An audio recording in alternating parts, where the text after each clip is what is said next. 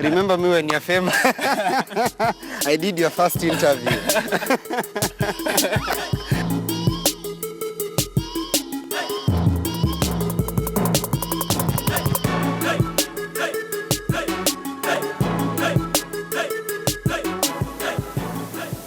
The year is 1968.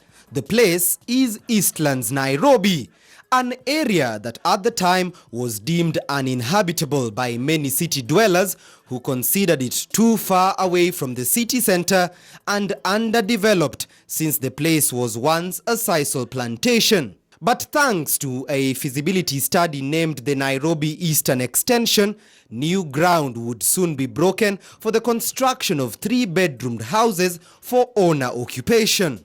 Most of the houses were completed in the year 1970. We met one occupant who moved here that same year. We've been told we cannot do an episode on Outer Ring without talking to the man who has lived here for a very, very long time. Yes, to be precise, I came here on 23rd of June 1970. That's when I moved in. Karibu lakini. 48 years ago. Asante. Yes, it is. Asante sana. Good. Karibu, karibu. Nice place you have here. Asante sana. Thank you. Asante sana. Yes. Joseph Gashanja welcomes us to his humble abode. He has called this place home for the last 48 years. It is from here where he has raised a family. It is not a family, it is a tribe. I call it a tribe because it is large. I've got 6 children and quite a lot of grandchildren. Kikuyus don't count children, grandchildren, so we've got enough. You've got enough. 6 kids. Yes, and that's a photograph of part of the tribe. It's not all there. I call it the tribe. It's not all there. There are still others who are not yes. in this picture. Yes, I've got some out of the country. Quite a huge tribe that one is.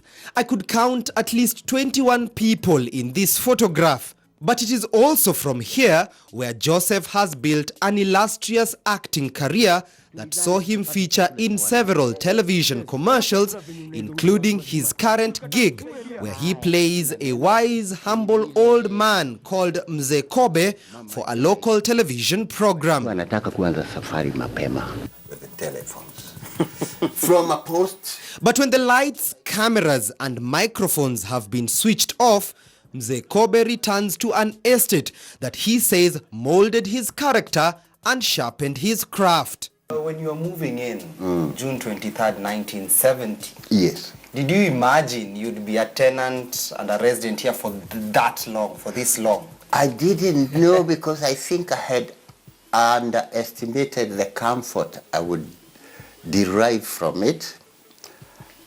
Security I would derive from this area. Constant water supply I would get from this area. And indeed, Outer Ring Estate was designed for comfort. In fact, the estate had been constructed exclusively for purchase by the staff of the then East Africa Airways. The airline had its headquarters at the then Embakasi Airport, which was less than 15 kilometers from where Outer Ring Estate was. It was meant for them, but something along the line changed, so we were allowed to rent from the Nairobi City Council at that time. How much were you paying as rent then? Because this is a 3-bedroom house. Yes. Maybe then at that time, how much was rent? It was actually, this one was 265 shillings. The housing project targeted only 360 housing units and has never been expanded since. A matter that makes Outer Ring one of the smallest estates in Nairobi to date.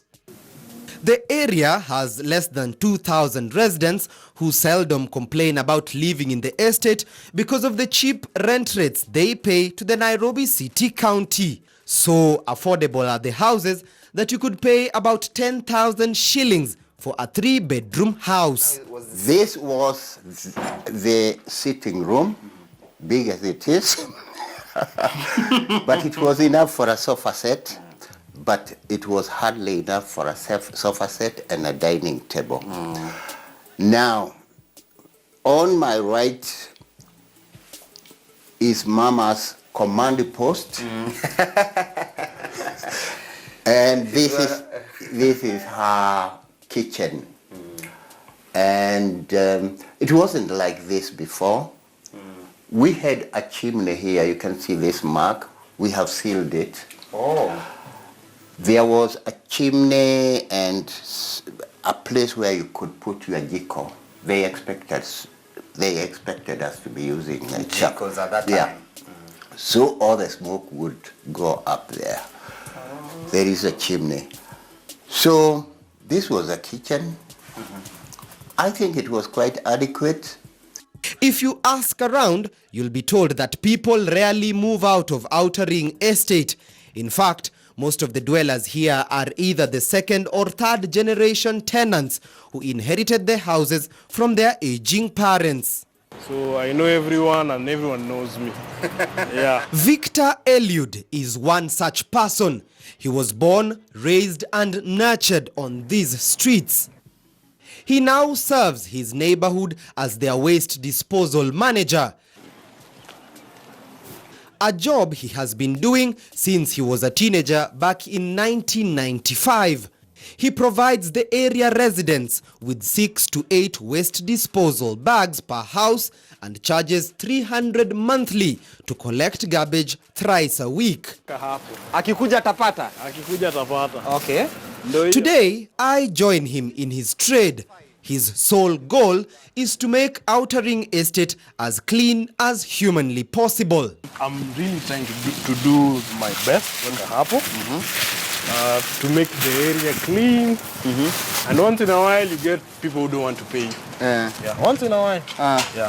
When houses change from ownership, some people might refuse to pay. So you have to coerce them, tell them, hey, I've been here for a while, you need to pay me. And then I shake my dreads, they pay up. And you collect on Wednesdays, Friday and Saturday. Yeah. Every week. Every week I'm here. Yeah. Do you work alone? Are you with guys? How do you do this? I don't work alone. I have a team. And right now the Sonko administration has given us a tender for this Embakasi constituency. And you actually know each other because even along the way you're saying hi to people, people know you. Yeah. You have developed this moniker, boss. It's a childhood name that has stuck. It has stuck and has never gone away. So everyone knows me as boss. Yeah. But it appears boss may have his work well cut out for him. Despite his efforts, the estate continues to struggle to maintain a clean environment. There wasn't much free space allocated to Outer Ring Estate when it was developed back in the 1970s. But the little space that is there is now what has been allocated and turned into what appears to be a mini garden on one end. And just right next to that appears to be an unofficial dumping ground. Behind the dumping ground is what is the estate's main shopping center. A rather quiet, peaceful and unassuming estate tucked in beneath and right between Buruburu Estate in Nairobi. Like most city council estates in Nairobi, the houses in Outer Ring are cheap and remain rather old. Renovations here, I'm told, are done through personal initiative by the tenants. I'm sure in the past there was no gated communities. This is a very good example of how people are looking for that privacy and seeking it in any way they can. Yes, that is true. Nothing like this. We didn't have anything like this. But some people have got cars. They want to have their cars within reach, but in an enclosed place for safety. So at their expense, they have done that. It is not quite clear whether the estate borrowed its name from the now improved Outer Ring Road or vice versa. But what's for sure is that people here seldom move and almost everyone knows everyone. That complacency has in a way both helped and hurt the estate in equal measure. After the break, I'll be explaining how. Altering has been a safe place apart from now. Now we have started experiencing a few cases of insecurity here and there. Tuseme mtu upitane na mzee kuibie ama kutishie usiku. So utasikia sauti yake ndio utakuwa unamjua. Unajua huyu mtu na